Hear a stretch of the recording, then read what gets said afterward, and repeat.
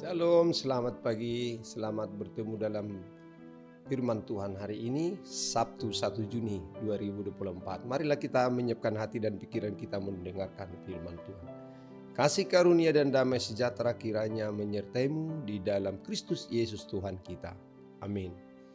Bapak Ibu terkasih, firman Tuhan untuk kita di pagi hari ini, di akhir pekan ini diambil dari kitab Mazmur, pasal 30 ayat 12. Aku yang meratap telah kau ubah menjadi orang yang menari-nari. Kain kabungku telah kau buka, pinggangku kau ikat dengan sukacita.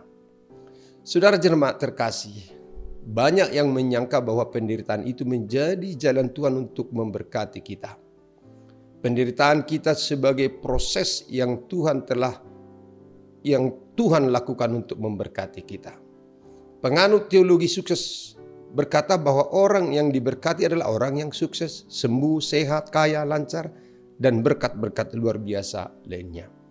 Banyak orang yang keliru berpendapat sama seperti Elifas, Bildad, dan Sofar, para sahabat Ayub yang menghakimi Ayub dan mengatakan bahwa penderitaan Ayub adalah oleh karena dosa-dosanya. Ini adalah kekeliruan dan kesesatan. Orang yang menderita itu otomatis adalah orang terhukum dan sedang dikutuk. Bukankah kita tahu bahwa Yesus Kristus sendiri selama hidupnya penuh dengan penderitaan. Lahir di kandang binatang, mengungsi ke Mesir, sampai matinya pun di kayu salib.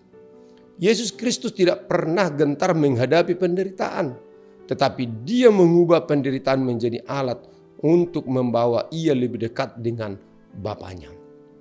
Tuhan Yesus tidak memandang penderitaan sebagai gangguan hidupnya, tetapi memakainya sebagai sarana untuk semakin merasakan berkat-berkat Allah Bapa.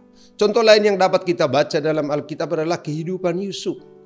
Seorang anak yang tak disukai oleh saudara-saudaranya, nyawanya hampir hilang di tangan abang kandungnya sendiri. Lalu mereka buang ke sumur kering dan mereka sepakat untuk menjualnya kepada orang-orang Midian. Yusuf terjual ke tangan Potifar. Ia tulus dan jujur bekerja, tetapi harus dipenjarakan oleh fitnahan istri Potifar yang nafsunya tidak diladeni oleh Yusuf. Namun sebagaimana kita tahu, setelah melewati semua penderitaan itu, ia akhirnya menjadi penyelamat bagi saudara-saudara yang sudah menganiayanya dan keluarga besarnya. Ia menjadi perdana menteri di negeri orang, yaitu bangsa Mesir yang besar itu.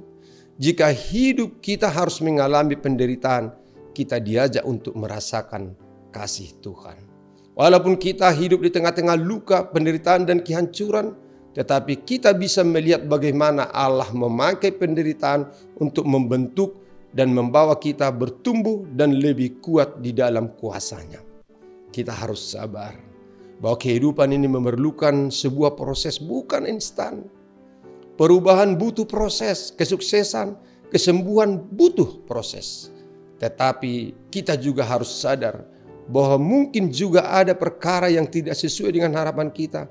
Disinilah diperlukan keberanian untuk bersyukur dan menikmati hari-hari di dalam penderitaan.